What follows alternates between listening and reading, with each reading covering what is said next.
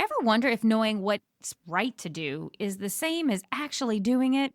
You aren't the only one.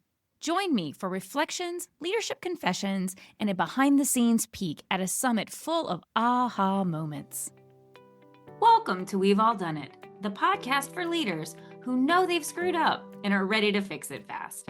I'm Kimberly Benoit, author, speaker, leadership coach, and Southern girl living outside of Washington, D.C.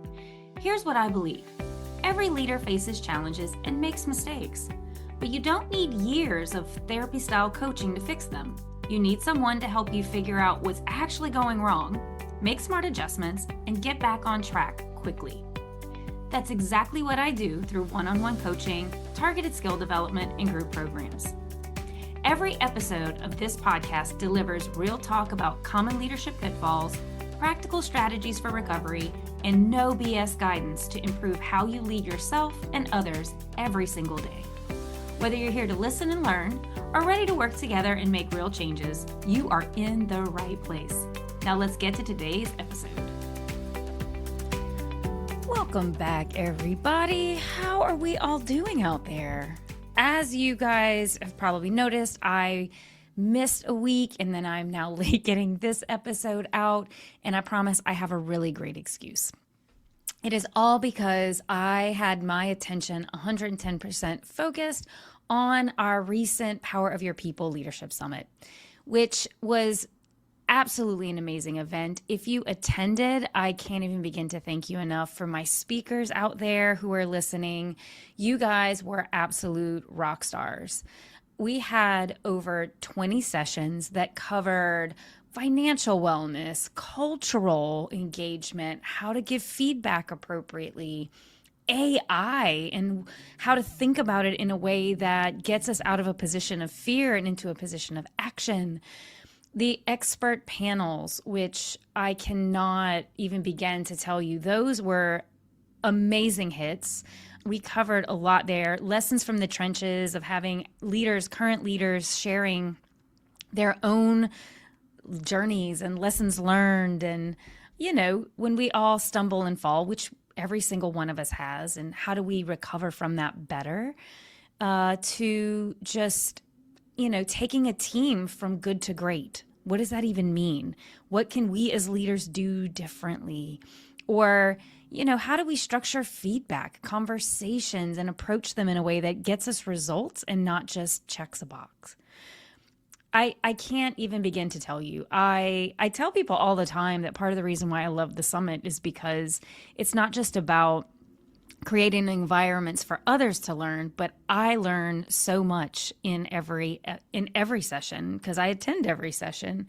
And I can sit here and tell you I'm staring at paper full of notes and follow-ups, books that I want to read, and, you know, just things that I want to sit and ponder on further, not only for, you know, what does it mean and how does it work, but just for myself. Are there things that I heard that can help me be a better leader in my own right, help me be a better professional showing up, and just how I engage with the world around me. So if you didn't attend or you missed some sessions, it's not too late. You can still get access to the past that gets you replays to every session. I'll make sure that's included in the show notes so you can link and check that out.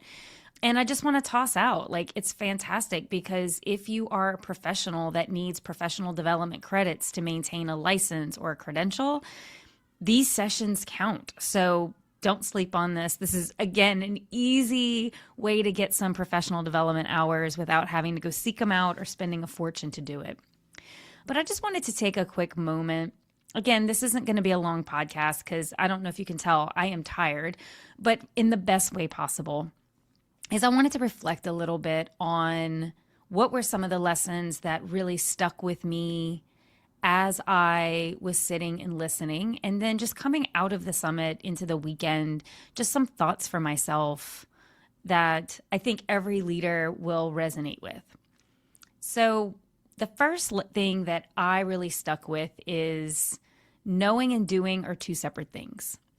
As a leader, as a human, I know the right thing to do. I feel like it's always pretty apparent what the right thing is to do. But that doesn't mean doing it is always the easiest thing to do. And to give myself credit for always at least taking a moment to reflect, to know the right thing, and then to do the right thing, regardless of how much energy it may take. And in one of those instances that I can say became apparent is, asking for help. So during the summit, there's a lot of stuff that happens behind the scenes that you guys actually never see.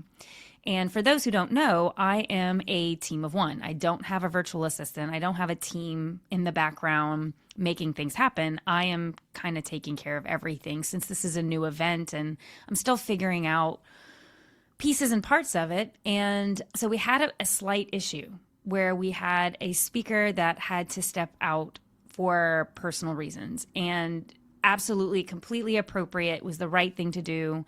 And so I had a pretty big decision to make about what happened next. And my first thought was it wasn't a big deal. I would just cover it. And then I knew I had a separate option. The second option would be just ask someone else. I could ask someone to help step in and cover that gap. And it's so funny how certain leadership behavior absolutely kicks in, because I did the same thing when I was leading my teams, right? When something would fall through the hole, like when something would happen, instead of asking my team to pick up some slack or asking someone else to step in, because I did not want to inconvenience them, I didn't want to burden someone else, particularly on short notice, I was just willing to take more work on my own than to ask for help and support. And man, I don't know if you're listening, but that is a hard habit to kill, right? And I know so many of you out there are probably nodding your heads, because this came up quite a bit actually during the summit when we talked about leading teams and the things we do as leaders to try to protect our teams. And many times we do it at our own expense. And this exact thing came up in the summit. And so again, coming back to the knowing and doing. So I sat on it, and I mean, again, you don't have a long time. I mean, the summit is only 3 days. So sessions are back to back, and you have to kind of make decisions very quickly. And I, in a spur of a moment, asked for help from some other speakers that were in the summit. And I was graciously met with absolutely happy to step in, like zero hesitation. And in that moment, it was like I could lower my shoulders. I took a massive exhale, and it's simply because I chose not to just know the right thing, but I did the right thing. I asked for help. I needed help. Could I have done it all could I have managed it without asking for help? Yes, I could have. At the cost of more stress, probably more mental strain than was necessary. But instead, I just asked the question with actually zero expectation that someone would say yes. And so if you're listening, or anyone's listening, Erica Coleman came in like a champ and just immediately with zero hesitation said, "Put me in, coach. Like, I'm in. Like, whatever you need, I got you." And I just want to say out there that we are all experts doing things, but that doesn't mean we don't still face the same challenges that we talk about and we share with you guys, and we coach you guys and we train you guys. We are human too, and I say we, meaning me, still can fall into the same habits. So again, knowing and doing are two very separate things. And it was just a nice reinforcement and a nice reminder that you don't have to do things on your own. You can ask for help. And, again, recovering overachiever, trying to be a recovering overachiever, sometimes we have to ask for help. Like we don't have to be the answer for everything. So that would be, I would say, just probably one of the biggest two pieces of takeaway is ask for help when you need it. And again, the knowing and doing are two separate things. And no matter how far you get in your career, no matter what roles you're playing, that can still be a hard thing to do. Both of those can still be very hard to do. And then just what I'll leave you with, the last reminder. And again, there's going to be more content coming. If you're on the newsletter, there's going to be a good newsletter coming this week about it. Just been doing a lot of reflection. And I would just want to say, I walked away from the summit just feeling inspired by, in love with, motivated, elevated by my community. Whether it was the speakers who showed up and took this event very seriously and really came in and just gave 110% and shared immense knowledge with anyone who showed up.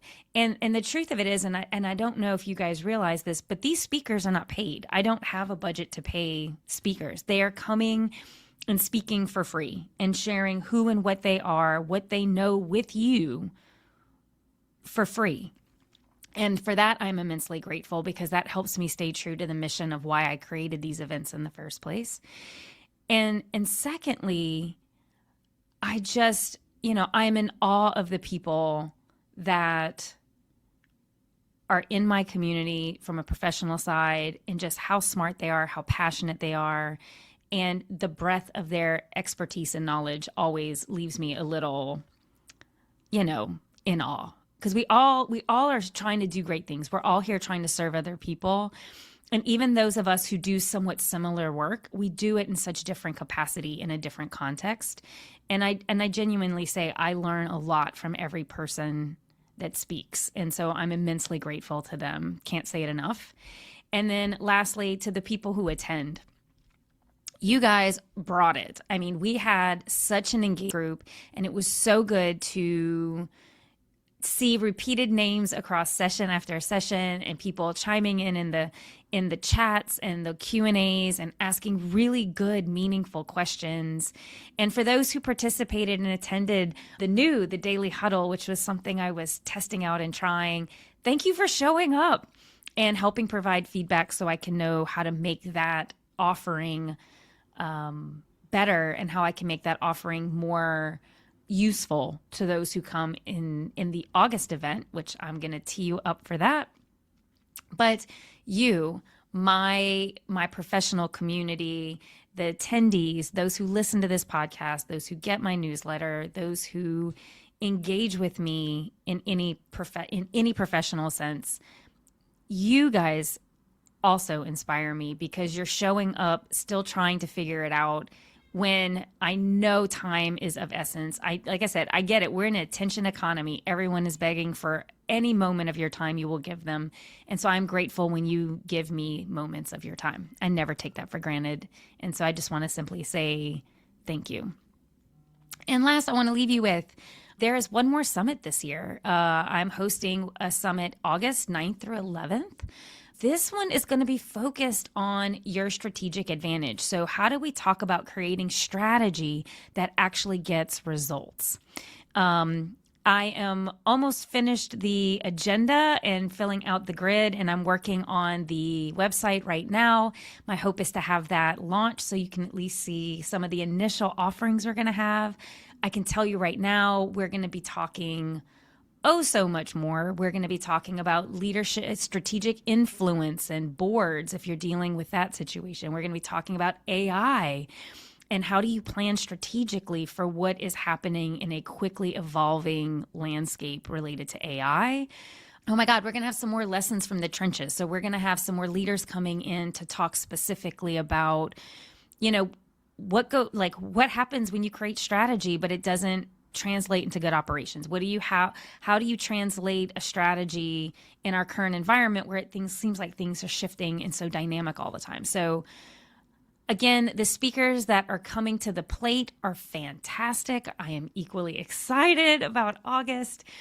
So just keep your ears and eyes open. I'm going to have early registration coming up for that. And again, my goal here is always just to create really solid events that give you information that help you move through your work life or even your personal life just a little bit easier and just hopefully give you something that you can take and apply.